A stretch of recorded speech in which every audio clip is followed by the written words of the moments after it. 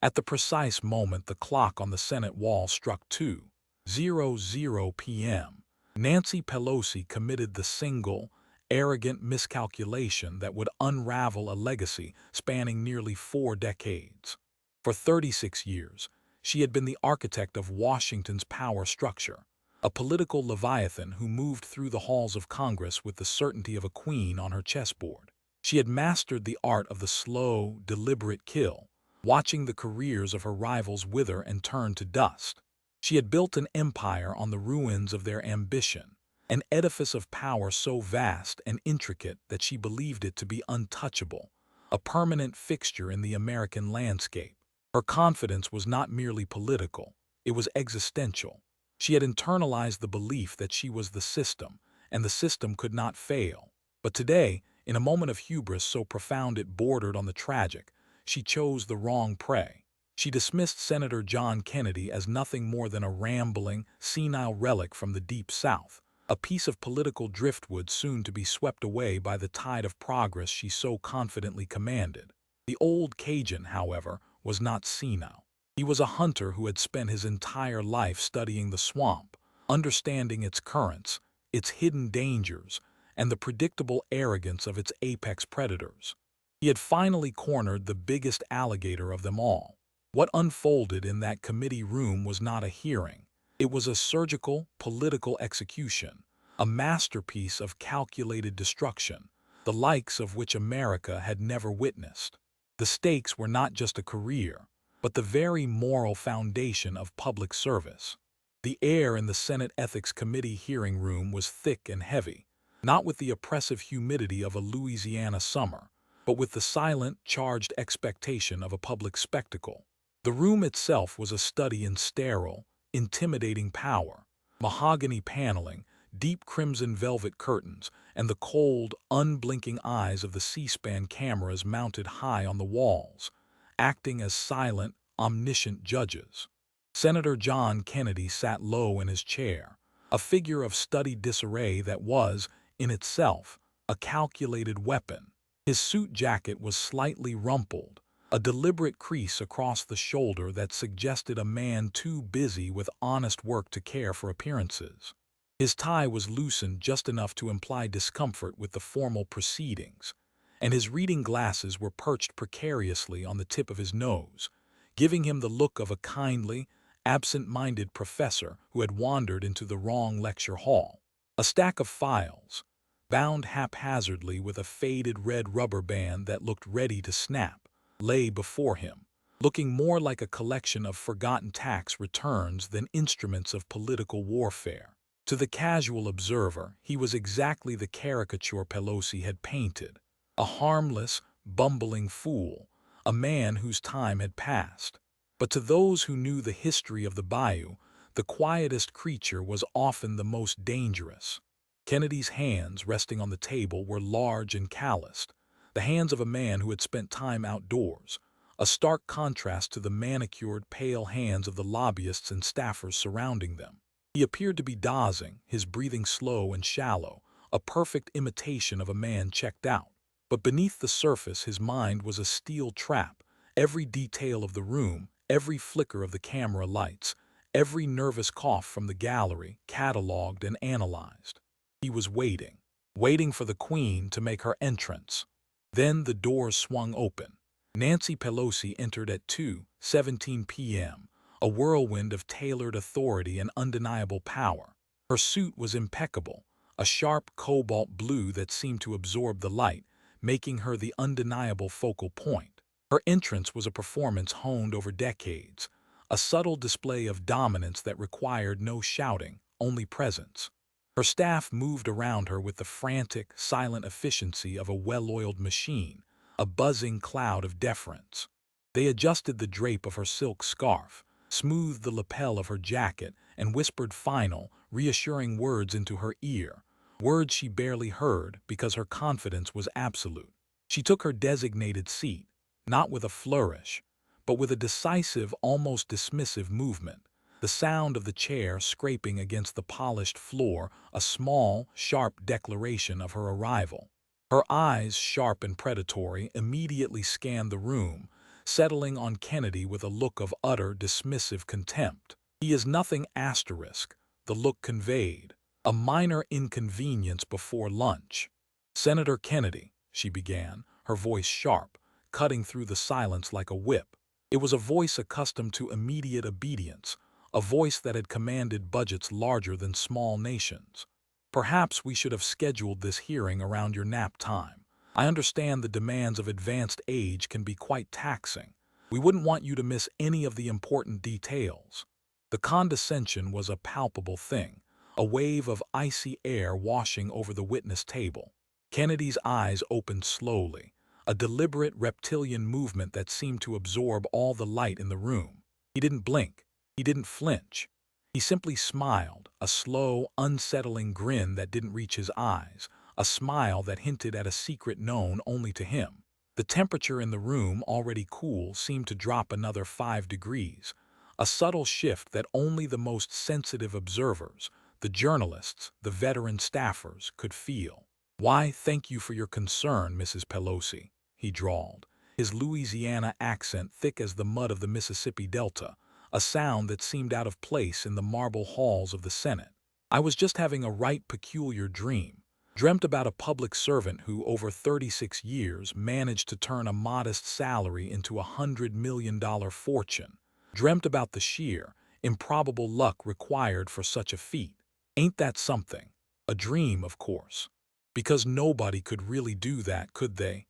Not honestly, not without a little help from the inside." Pelosi's smile vanished, replaced by a thin, hard line. Her eyes narrowed, but she quickly masked her reaction with practiced aggression. She had faced down presidents, dictators, and revolutionaries. This man was a footnote, a minor irritation. She leaned into the microphone, the polished metal cool against her lips. "Before we waste any more of the committee's time with your folksy, irrelevant nonsense, Senator," she said, her voice dripping with calculated condescension, "let me be perfectly clear. You are an embarrassment to this institution, a bumbling, backwards fossil who, bless your heart, is about to be shown the door. Your theatrics are tiresome, and your accusations are baseless." "Bless your heart," Kennedy interrupted softly, the Southern phrase a perfect weapon, polite on the surface, a dagger underneath. It was a phrase that could mean anything from genuine sympathy to complete contempt, and in this context, the committee members, veterans of Washington's subtle wars, understood the intent instantly. It was a declaration of war disguised as a pleasantry. He fumbled with the folder, a theatrical gesture that ended with the faded red rubber band snapping with a sharp, almost inaudible asterisk pop asterisk, and the papers cascading across the table. "Oh my," he muttered, his voice full of feigned distress. "Butterfingers today. Getting old, I suppose, just like you said. My apologies to the committee." But as the papers scattered, Pelosi felt a cold, metallic taste of fear, a primal instinct that overrode her decades of political training. The documents were not random. They were spread perfectly, face up, for the C-SPAN cameras to capture in agonizing detail. The lighting technician, a young man who had been tipped off, subtly adjusted the key light, ensuring every word was legible. There were bank statements, trading logs, and one specific, yellowed document from 2008 she had been certain was buried forever. A ghost from a past she thought she had successfully exorcised. The sight of it sent a tremor of genuine, unmasked panic through her. Kennedy took his time gathering the papers, his movements slow, deliberate, allowing the camera lenses to drink in every damning detail. He was performing for an audience of 300 million, and he knew it. He paused, his fingers brushing the edge of a document detailing a 6-figure wire transfer, then moved on, letting the suspense build. When he finally looked up, the senility was gone. His eyes were sharp, focused, and utterly merciless. The eyes of a man who had waited a lifetime for this single, perfect moment. "But where are my manners?" he asked, holding up a single, crisp document, its edges perfectly aligned. "Let's start with something simple. 2008, the year the bottom fell out, the year of the Great Recession. Most Americans remember it as the year they lost their savings, their homes, their dignity. The year the American dream became a nightmare for millions. But you, Mrs. Pelosi, you remember it as the year you got rich. The year your personal wealth took a sudden, inexplicable leap. He adjusted his glasses, peering at the document with mock concentration, his voice a low, mesmerizing drawl. Says here, you received a special allocation of Visa IPO shares. Shares not available to the public. Shares reserved for the politically connected elite. Made yourself a cool $100,000 in a single day. $100,000. That's more than most folks make in 2 years of honest labor. And all this while you were drafting and pushing credit card legislation. Legislation that just so happened to benefit Visa and hurt their competitors. Legislation that was supposed to protect the very consumers who were losing their homes. Ain't that a peculiar coincidence? A conflict of interest so blatant it screams from the page. The color drained from Pelosi's face, leaving her skin the pale, waxy color of old parchment. The Visa deal. 15 years of silence. She had paid off the right people, buried the right records, relied on the statute of limitations. But Kennedy wasn't seeking a criminal conviction. He was seeking a public execution, a moral condemnation that would resonate far beyond the walls of the Senate. That has been thoroughly investigated, she stammered, her voice a thin, reedy sound, the sound of a once powerful engine sputtering out of fuel. It was cleared. There was no wrongdoing. Has it now? Kennedy asked mildly, his voice laced with skepticism. By whom? The ethics committee you controlled. Your colleagues who were doing the exact same thing. No, ma'am. It's never been investigated by the only court that matters, the American people, the court of public opinion, and they are ready for their verdict. But don't you worry, we're just getting started. That was just the appetizer. He placed the Visa document aside with the care of a curator and reached for a new folder. This one was thicker, newer, and bore a single, ominous label, written in bold, black marker, PAUL*. The sight of the name, her husband's name, seemed to physically deflate her, the air rushing out of her lungs. Your husband, Paul, is quite the investor, Kennedy mused, his voice taking on a tone of false admiration that was more cutting than any insult. Better than Warren Buffett, better than George Soros. Seems like we should all be so lucky to have his gift for timing, his uncanny ability to predict the market's every twist and turn. Or maybe, just maybe, luck ain't the right word. Maybe it's not luck at all. Pelosi gripped the edge of the table, her knuckles white, the blood draining from her fingertips. The hunter had become the hunted, and she had walked willingly into the trap, blinded by her own certainty. The man she had mocked was neither senile nor a fool. He was a prosecutor who had waited 36 years for this moment, and he was just warming up, preparing to deliver the killing blow. Kennedy opened the folder marked Paul * with the reverence of a preacher opening a Bible, though what lay inside was far from holy. He pulled out a chart, a jagged line graph that looked like a medical monitor tracking a patient's impossible recovery, a graph that defied all known laws of probability and market behavior. Peaks and valleys, dates and numbers, all telling a story of supernatural success. A financial trajectory that soared into the stratosphere the moment she took office. Your husband, Paul, is a remarkable man, Kennedy began, drawing out the words like taffy, savoring the taste of each syllable. Started as a small-time real estate investor, a modest success. Now he's worth, what is it? North of $100 million. The American dream right there. A testament to hard work and exceptional timing.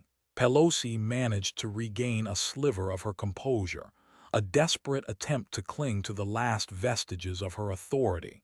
My husband's success has nothing to do with my position. He is an independent businessman. Of course not, Kennedy finished helpfully, his tone dripping with sarcasm. Pure coincidence that his best trades happen right before major legislation is announced. Pure, unadulterated luck. Take this one here. He pulled out a trading record, a single sheet of paper that seemed to weigh a ton. October 2022. Your husband's in the hospital, terrible car accident. DUI, wasn't it? A moment of personal crisis.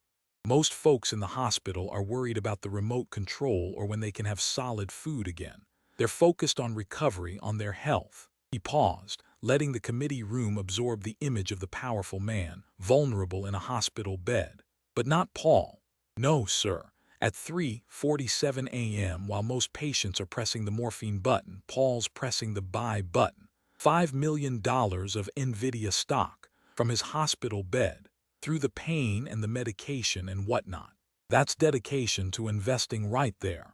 A true patriot of the market. A nervous, strangled laugh escaped from the gallery, quickly stifled by the gravity of the moment. Kennedy didn't smile. He pulled out another document, a press release. Now here's the interesting part. The very next day, you announce the CHIPS Act is moving forward, a massive multi-billion-dollar subsidy for semiconductor companies. Semiconductor stocks soar. That $5 million becomes $17 million faster than a crawfish backs away from a boiling pot. That's a 240% return in 6 months. Better than Bernie Madoff. And at least Paul's returns were real.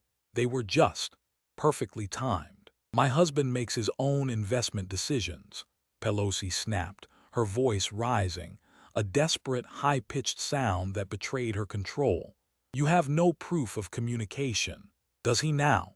Kennedy interrupted, pulling out what appeared to be a text message record, enlarged and printed on a glossy sheet. Because according to these phone records, you texted him. Let me get my readers on straight here. You texted him. Buy NVDA now at 2:15 p.m. on October 4th. That was during your closed-door committee meeting where semiconductor subsidies were discussed. A meeting where you received non-public, market-moving information. 15 minutes later, Paul bought $5 million worth. The timing is not a coincidence, Mrs. Pelosi. It is a confession. Pelosi's lawyer leaned in, whispering urgently, his face a mask of professional terror. She waved him off, her face flushed with a dangerous mixture of anger and fear, her eyes darting between the text message and Kennedy's impassive face. Those are private communications. You have no right to them. We're private, Kennedy corrected, his voice hardening, the drawl momentarily gone, replaced by the sharp, clear tone of a prosecutor.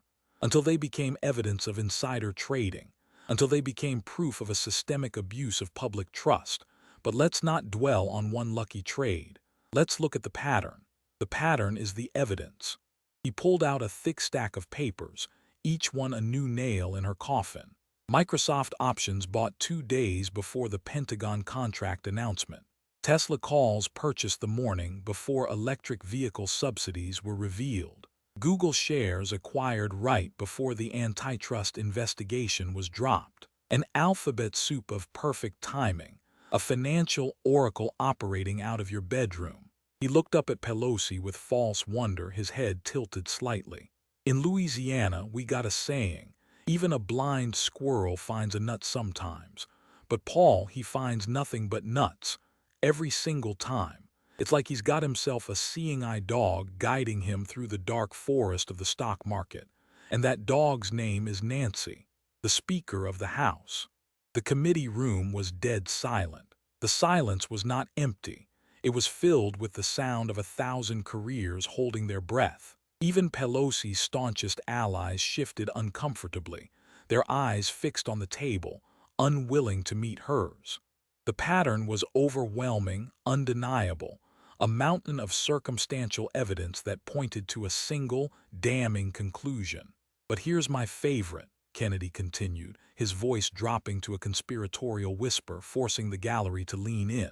March 2020, the pandemic's starting, the world is shutting down. Most Americans are scared, confused, don't know what's coming.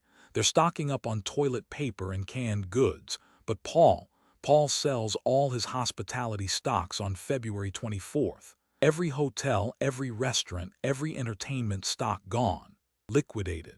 He divested from the entire sector that was about to be decimated by the lockdown. Same day, he buys Amazon, Zoom, Netflix, Peloton, the stocks of the companies that would profit most from a lockdown world. 2 weeks before the lockdowns were officially announced. He leaned back, studying Pelosi like a specimen under a microscope, his gaze unwavering. Now, I'm just a simple country lawyer, but that timing seems supernatural. It defies all logic and probability. Unless, of course, someone was attending classified briefings about pandemic response. Someone who knew lockdowns were coming. Someone who could tell their husband exactly what to buy and what to sell. Someone who prioritized their personal profit over the public good, even in a moment of national crisis. That's preposterous. I was protecting my family's assets. Is it? Kennedy pulled out one final document from the Paul folder. This is Paul's trading account history, 40 years of records. Want to know something fascinating? For the first 20 years, he was an average investor. Some wins, some losses, about market rate returns. A typical portfolio. But starting in 1987, the exact year you entered Congress, his success rate jumps to 89%. And starting in 2007, when you became Speaker, it hits 94%. The pattern is not a coincidence, Mrs. Pelosi. It is a timeline of corruption. He removed his crooked glasses, cleaning them slowly with a handkerchief, a gesture that seemed to take an eternity. In Louisiana, we hunt alligators, been doing it for generations. And you know what? We learned gators are predictable. They hunt the same spot, same time, same way. They follow a pattern. Once you know their pattern, catching them is easy. He put his glasses back on, looking directly at Pelosi, his eyes holding a cold, hard truth. You and Paul have been hunting the same spot for 36 years. The spot where public service meets private profit. And ma'am, I got to tell you, the American people are tired of being your prey. They are tired of being the collateral damage in your financial game. Kennedy closed the Paul folder with quiet finality, the sound echoing in the silent room, but his hand was already reaching for the next one. This one had a small, laminated photo clipped to it, a pint of ice cream. The juxtaposition of the serious folder and the frivolous photo was jarring, a perfect symbol of the hypocrisy he was exposing. Speaking of the pandemic, he said softly, his voice returning to a gentle, almost mournful drawl. Let's talk about your freezer. You remember that freezer, don't you? The one that cost more than most Americans make in a year. The one that became a symbol of everything that was wrong with Washington. Kennedy reached into a small, insulated cooler beside his chair that no one had noticed before. He pulled out a pint of ice cream, Jenny's Splendid Ice Creams, the same $13 per pint brand that had made Pelosi infamous during the lockdown. The container sweated condensation in the warm committee room as he set it carefully on the table, a small, cold monument to excess. Brought you a snack, he said pleasantly. I hear you're partial to this flavor. Brambleberry crisp, $13 a pint. That's about what a minimum wage worker makes in an hour before taxes, before they pay for rent, food, and medicine. But you probably didn't know that. You probably never had to think about it. Pelosi's eyes fixed on the ice cream with the weariness of someone who sensed a trap but couldn't see its shape. A trap that was not about money, but about morality. Is this supposed to be some kind of joke, Senator? Are we discussing my personal grocery choices? No joke, ma'am. See, in April 2020, while Americans were losing their jobs, their homes, their minds from lockdown, while hospitals were overflowing and the economy was collapsing, you did something special. You gave America a tour of your kitchen, showed off your freezer. Not just any freezer, a $24,000 commercial-grade freezer stocked to the brim with gourmet ice cream. You were living in a bubble of luxury, insulated from the suffering of the people you were sworn to serve. The image was a dagger to the heart of every struggling American. He picked up the ice cream, holding it up for the cameras. But the freezer wasn't the worst part. The worst part was the timing. That same week, you blocked a bill that would have provided emergency funding for small businesses. Businesses like Erica Kios's salon in San Francisco. Businesses that were the lifeblood of their communities. He paused, his voice dropping to a low, dangerous register, the sound of a storm gathering. Erica Keogh's. She owned a small hair salon, 30 years of work, a lifetime of savings invested in that little shop. She was forced to close her doors because of the lockdown you knew was coming. She begged for a loan. She wrote letters. She called your office. Nothing. You were too busy showing off your ice cream. You were too busy counting your husband's stock profits. Kennedy pulled out a final document, a single sheet of paper, worn and folded. "This is a letter, Mrs. Pelosi. A letter from Erica Keogh's. She wrote it after she saw your ice cream tour. She wrote it right before she lost her business and had to move her family out of San Francisco, forced to abandon the city she loved because of your inaction." He looked at Pelosi, his eyes holding a lifetime of righteous anger, the anger of the common man betrayed by the elite. "I want you to read it, Mrs. Pelosi. Not to the committee, not to the cameras. I want you to read it to me. I want you to look at the woman you destroyed and read her words. I want you to feel the weight of your choices." Pelosi's composure finally shattered. The mask of power cracked, revealing the fear and the shame beneath. She shook her head, a single desperate movement, her eyes wide with terror. "I won't. This is a circus. This is a personal attack. I demand an end to this hearing. I demand my lawyer speak." "You demand." Kennedy's voice was quiet, but it carried the weight of 1,000 years of history, the voice of justice finally speaking. "You have no demands left, ma'am.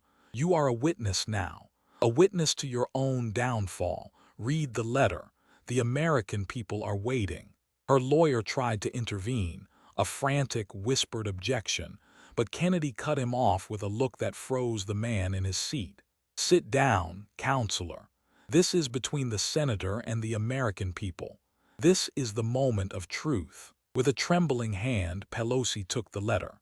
The paper was thin, worn, and smelled faintly of cheap perfume and desperation, the scent of a life struggling to survive. She cleared her throat, her voice barely a whisper, the sound amplified by the microphone, carrying her humiliation to the world. "Dear Speaker Pelosi," she began, the words catching in her throat, each syllable a confession. "I saw your video, the one with the ice cream. I saw your beautiful kitchen, the granite countertops, the stainless steel appliances. I saw your full freezer. And I thought about my own freezer, the one that was empty, the one I had to sell to pay my rent. I thought about my salon, the one I built with my own 2 hands, the one that was my entire life, the one you let die, the one you sacrificed for your husband's stock portfolio." Pelosi stopped, tears welling in her eyes, blurring the words on the page. "I can't," she choked out, the sound a raw, animal cry of defeat. "You will," Kennedy commanded, his voice a low rumble, the voice of a judge delivering a sentence. "You will read every word. You owe her that much. You owe the American people that much." She continued, the words now a public confession, a litany of her sins. "I don't hate you, Speaker Pelosi. I pity you. You have all the money in the world, all the power, but you have no soul. You traded your integrity for a stock tip. You traded my life for a pint of ice cream. You traded the trust of the American people for a few extra $1,000,000. I forgive you. I forgive you for your greed. I forgive you for your arrogance. I forgive you for destroying my American dream. But I hope, one day, you can forgive yourself, because the price of your fortune was the soul of your office." When she finished, the room was silent, save for the faint, rhythmic drip of condensation from the ice cream container on the table, a tiny, relentless clock counting down the end of her career. Pelosi was weeping openly, the tears carving clean paths through her makeup, the powerful, untouchable queen gone, replaced by a broken, exposed woman, stripped bare of her power and her dignity. Kennedy watched her for a long moment, his expression unreadable, a mixture of pity and grim satisfaction. He then picked up the letter and placed it back in the folder, the evidence secured. "The verdict is in, Mrs. Pelosi," he said, his voice returning to its familiar, gentle drawl, but now carrying the weight of finality. "And it ain't from this committee, it's from the American people. They're tired of being the prey. They're tired of the swamp. They're tired of the hypocrisy. And today, we drained a little bit of it. We showed them that even the biggest gator can be caught. He closed the hearing with a single, decisive tap of his gavel. The sound was not a bang, but a final, quiet thud asterisk. The sound of a dynasty collapsing. The sound of a door closing on a 36-year career. As Pelosi was escorted out, her entourage now silent and distant, their faces pale and averted, Kennedy remained seated. His aide approached him, concern etched on his face. "Senator, you were magnificent. The phones are ringing off the hook. But what about her? What happens now? Will she face charges?" Kennedy smiled, a genuine, tired smile this time, the exhaustion of the battle finally setting in. "It's not about her anymore. It's about the next politician who thinks about turning public service into private profit. It's about the message we sent today. Maybe they'll remember what happened here and choose differently. That's all we can hope for. That exposure leads to change. That sunlight really does disinfect the darkness of the swamp." His aide held the door open, the light from the hallway spilling into the somber room. "What now, Senator?" Senator Kennedy stood up, stretching his legs, the stiffness of age momentarily forgotten. "Now we get back to actual work, serving the people who sent us here. Novel concept, I know, but it just might catch on. We have a lot of cleaning up to do." As the door closed behind him, the Capitol building stood silent in the afternoon sun, a witness to another chapter in the endless struggle between those who would serve and those who would rule. Today, just for today, the servants had won a decisive victory. 6 months after the hearing that changed everything, Nancy Pelosi announced she would not seek re-election.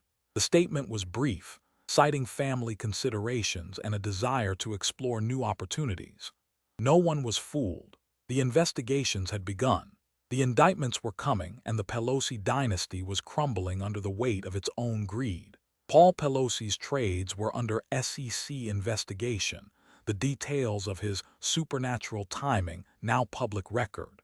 The IRS was auditing 30 years of returns, and the House Ethics Committee, free from her control for the first time in decades, was uncovering violation after violation. Family members were lawyering up, distancing themselves, cutting deals, the rats abandoning the sinking ship.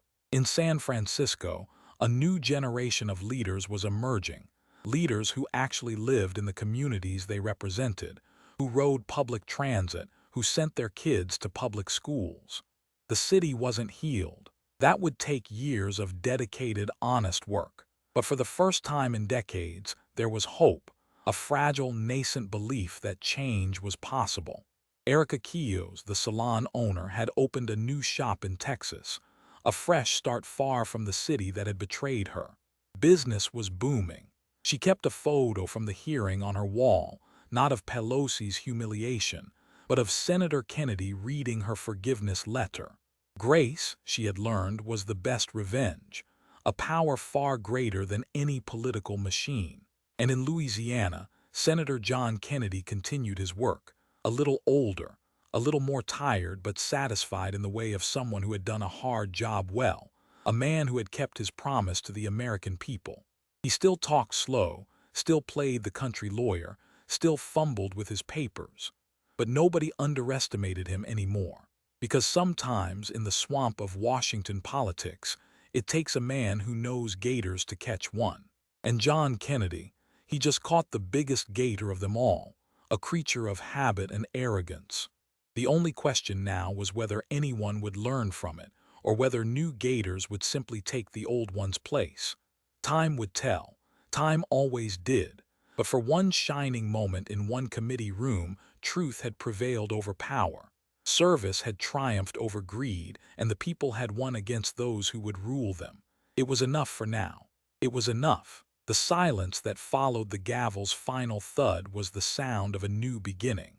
The aftermath was a slow, grinding process, a political winter following the dramatic autumn of the hearing. The media, initially skeptical, was now in a frenzy, digging into every aspect of the Pelosi family's finances. The term Pelosi pattern entered the political lexicon, a shorthand for the systemic corruption of public office for private gain.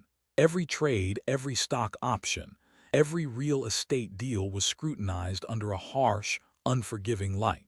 The sheer volume of the evidence, meticulously laid out by Kennedy, proved too much for the usual political spin to overcome. The narrative of the humble public servant was irrevocably shattered. Pelosi herself retreated into a self-imposed exile in her San Francisco mansion, the same mansion that had been the backdrop for the infamous ice cream video. The irony was not lost on the public. She became a ghost in her own city, the once ubiquitous figure now invisible, her public appearances limited to terse, carefully worded statements issued by her remaining legal team. The silence from her office was deafening, a stark contrast to the constant, authoritative pronouncements of her decades in power. Her allies, sensing the shift in the political winds, began to distance themselves, a slow, painful peeling away of support that left her isolated and exposed. The political machine she had built was cannibalizing itself. Kennedy, meanwhile, became an unlikely folk hero. His drawl, once mocked, was now celebrated as the voice of common sense and integrity. He received thousands of letters a day, not just from his constituents in Louisiana, but from every corner of the country, thanking him for finally speaking truth to power. He used his newfound platform not for self-aggrandizement, but to push for real, systemic reform, a complete ban on stock trading by members of Congress and their spouses, and a radical overhaul of the toothless House Ethics Committee. He understood that the battle was not won by one hearing, but by changing the rules of the game. The most poignant change was in the small details. The committee room, once a symbol of closed-door deals and political maneuvering, was now viewed differently. The chair where Kennedy sat became a focal point, a silent testament to the power of persistence and moral clarity. The ice cream container, which had been removed as evidence, was replaced by a small, framed copy of Erica Keogh's letter, placed discreetly on a side table by a junior staffer who believed in the cause. It was a quiet, internal victory, a sign that the culture of the institution was beginning to shift, one small act of defiance at a time. The final resolution was not a sudden, dramatic arrest, but a slow, inevitable fade into irrelevance. Pelosi's decision not to seek re-election was the political equivalent of a surrender. It was an acknowledgement that the power she had wielded was gone, replaced by the cold, hard reality of accountability. The dynasty was over, not with a bang, but with the quiet, humiliating click of a door closing on a political career that had outlived its moral mandate. The swamp had been challenged, and for the first time in a long time the hunter had become the hunted, and the people had won. The lesson was clear. In the end, the truth always finds a way to the surface, no matter how deep the powerful try to bury it. And sometimes, all it takes is a simple country lawyer with a stack of papers and a sense of justice to bring down a queen. The silence in the Senate was a promise of a cleaner future. The final tally of the financial wreckage was staggering. The SEC investigation revealed that Paul Pelosi's perfectly timed trades had netted the family over $50 million in profits directly linked to pending legislation. The sheer scale of the operation, spanning decades and involving dozens of major corporate actions, painted a picture of a political couple who viewed the United States Congress not as a legislative body, but as a private, highly exclusive hedge fund. The public outrage, fueled by Kennedy's meticulous presentation, was a firestorm that consumed the last vestiges of Pelosi's reputation. The narrative shifted from political disagreement to outright criminal enterprise. The epilogue belonged to the people. In San Francisco, the political landscape was unrecognizable. The old guard who had benefited from the Pelosi machine were systematically voted out. New, grassroots leaders, inspired by Erica Keogh's story, took their place. The city began the slow, arduous process of recovery, a testament to the fact that even the most entrenched corruption can be rooted out. Kennedy, the quiet victor, refused to be drawn into the celebrity of his moment. He returned to his work, his focus unwavering. He often spoke of the hearing not as a personal triumph, but as a necessary act of political hygiene. He understood that the fight against the swamp was eternal, a constant vigilance required to keep the alligators at bay. He was a man who knew the nature of the beast, and he was ready for the next one. The final, lingering image was not of Pelosi's tears, but of Kennedy's quiet, determined face, a man who had proven that in Washington, the most powerful weapon is not money or influence, but the simple, unvarnished truth. The end of the Pelosi era was a warning shot fired across the bow of every politician who believed they were above the law. The people were watching, and the hunter was ready. The final, lingering silence was the sound of accountability. This was not just the end of a career. It was the beginning of a reckoning. The American people, so often dismissed and ignored, had found their voice in the slow, deliberate drawl of a Louisiana senator who dared to speak truth to power. And that voice, now awakened, would not be easily silenced again. The swamp, for the first time in a long time, was afraid. The silence in the room after Kennedy's final, damning pronouncement was not a void, but a heavy, suffocating presence. It pressed down on Nancy Pelosi, a physical weight that made her tailored cobalt suit feel like a straitjacket. Her mind, a machine honed for political combat, was racing, desperately searching for a loophole, a counterargument, a way to spin this disaster. The visa deal. It was so long ago. Everyone does it. It was a perk, a reward for service. How did he find that?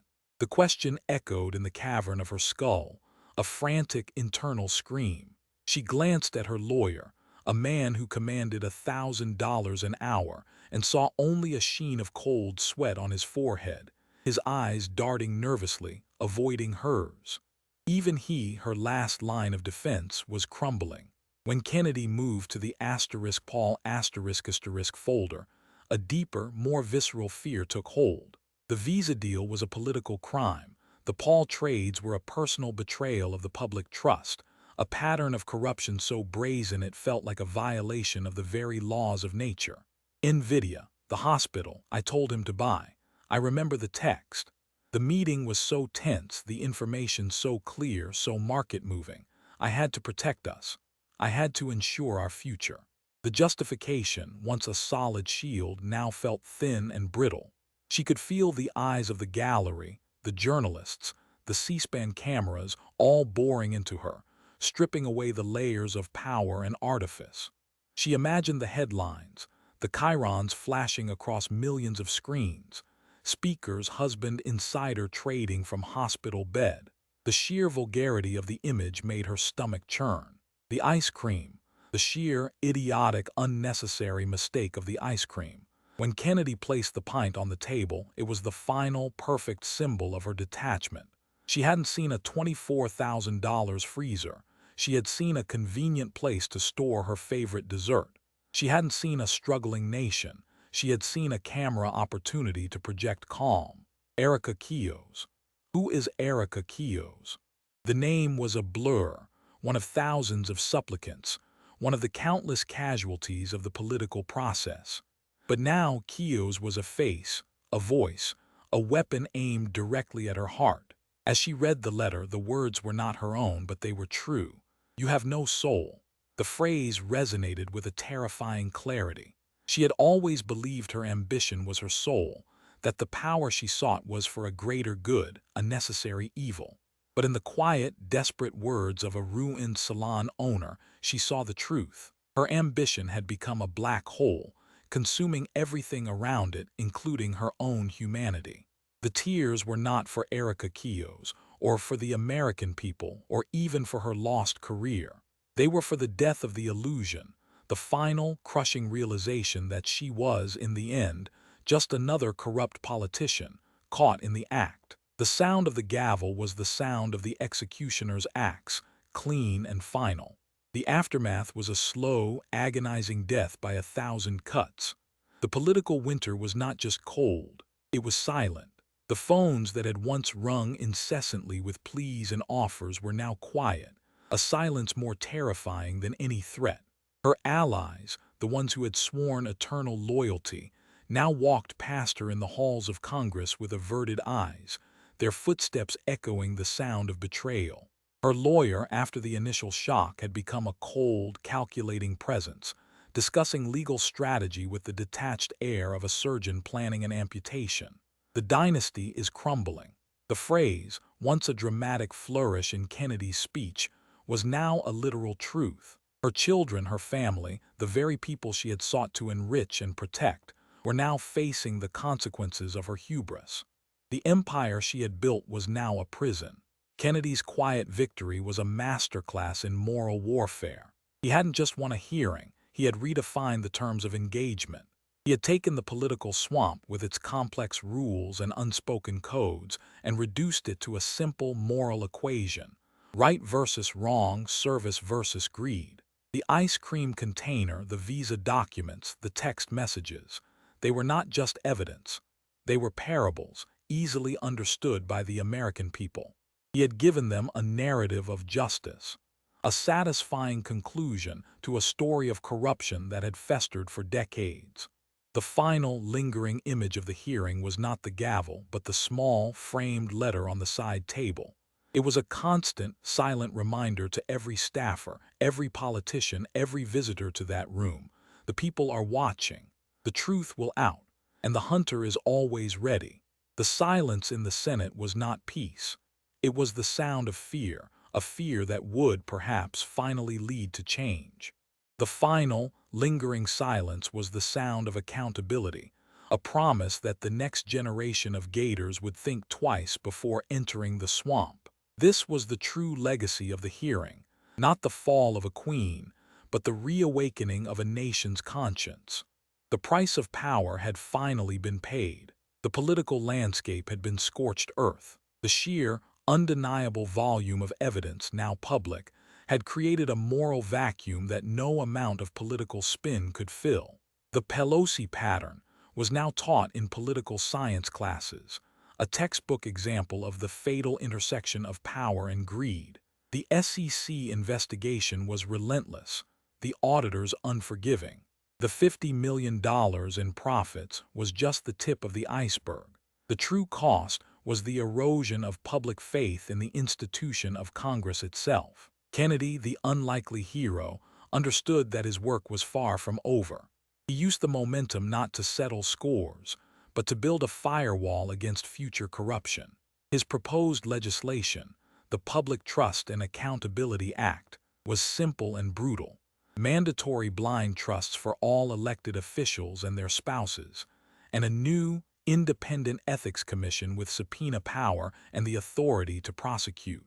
He knew that the system was designed to protect itself, and only a radical overhaul could prevent the next Gator from taking the old one's place. His quiet, determined fight was the true resolution, a testament to the fact that the battle for integrity is a marathon, not a sprint. The final, lingering silence was the sound of a new era of vigilance. The sheer audacity of Kennedy's presentation was a masterpiece of political theater, but its power lay in its meticulous detail. He had not just presented a case. He had woven a narrative of betrayal, a tapestry of small, calculated abuses of power that, when viewed together, formed a portrait of systemic corruption. The Visa IPO, the Nvidia trade, the ice cream, each was a separate, damning chapter in the book of Pelosi's downfall.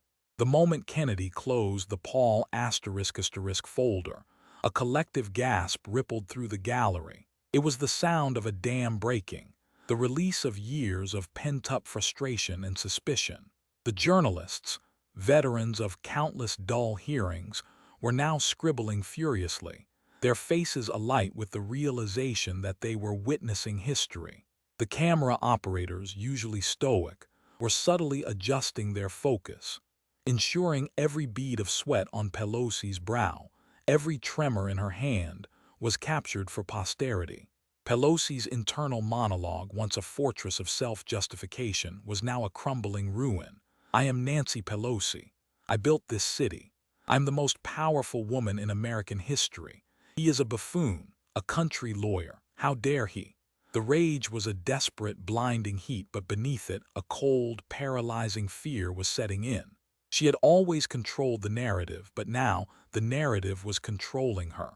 She saw her legacy, the decades of hard-fought victories, dissolving into a single, humiliating image. A pint of gourmet ice cream. The lawyer, a man named Sterling, finally found his voice, a dry, legalistic cough. "Senator, I must object. This line of questioning is irrelevant, highly prejudicial, and constitutes a gross invasion of privacy. We demand a recess to review these personal documents." Kennedy didn't even look at him. His eyes remained fixed on Pelosi, a gentle but unyielding pressure. "Counselor, your objection is noted and overruled. The American people have a right to know how their elected officials conduct themselves, both in public and in the privacy of their $24,000 freezers. The question of relevancy is answered by the fact that your client's actions, and those of her husband, have directly impacted the lives of millions of Americans, including Ms. Keogh's." He picked up the letter again, holding it like a sacred text. "This letter, Counselor, is not a personal document. It is a casualty report, and the American people are the jury." The reading of the letter was the final, crushing blow. As Pelosi's voice cracked, the sound of her own words, amplified and broadcast to the nation, became the sound of her own condemnation. The words of Erica Keogh's, "I forgive you. I pity you. You have no soul, were not just an accusation. They were a mirror, reflecting the monstrous image of the woman she had become." When she finished, the room was silent, but the silence was now different. It was a silence of moral clarity, a moment of collective realization. The air, once thick with political tension, was now clean, scrubbed by the raw, emotional truth of a single, ruined life. The final moments of the hearing were a blur of defeated dignity.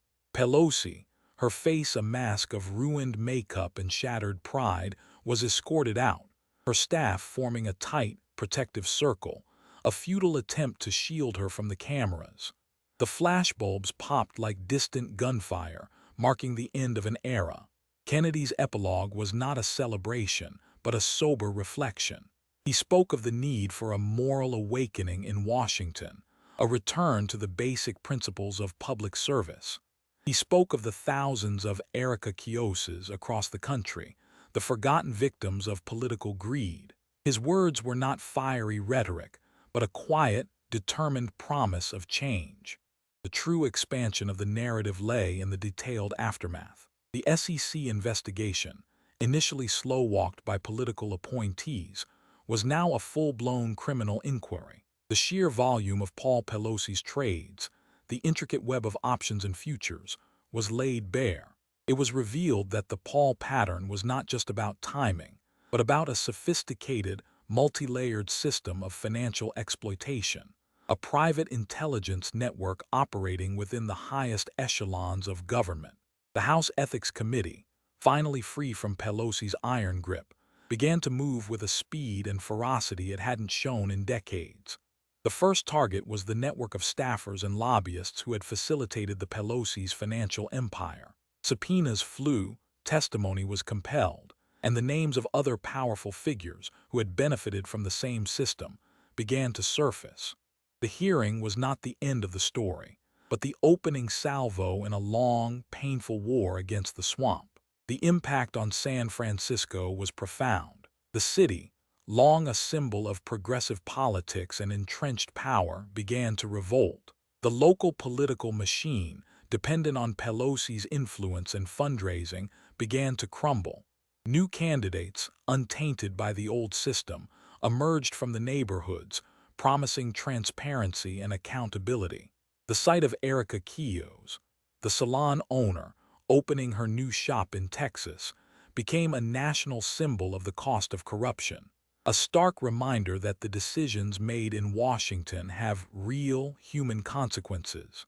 Kennedy's Public Trust and Accountability Act became the rallying cry for a new generation of reformers. It was a bill designed to make the Pelosi pattern impossible, to ensure that public service was a sacrifice, not a path to personal enrichment.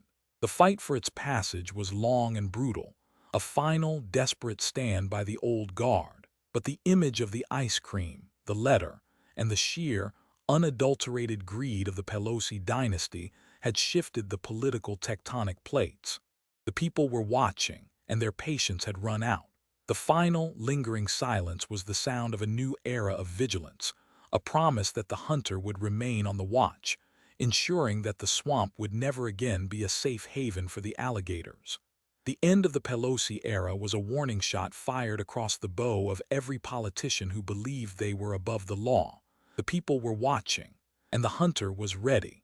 The final, lingering silence was the sound of accountability. This was not just the end of a career. It was the beginning of a reckoning.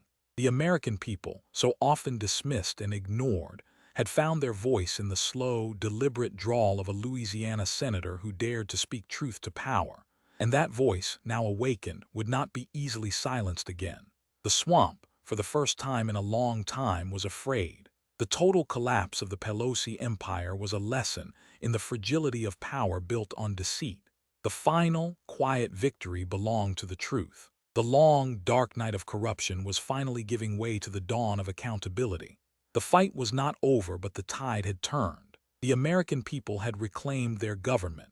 If this story of betrayal, exposure, and redemption shook you, if it reminded you that the fight for honest government never ends, smash that like button, subscribe, and hit the bell so you never miss the next chapter in the battle for truth. The people deserve leaders who serve, not rule. Join us.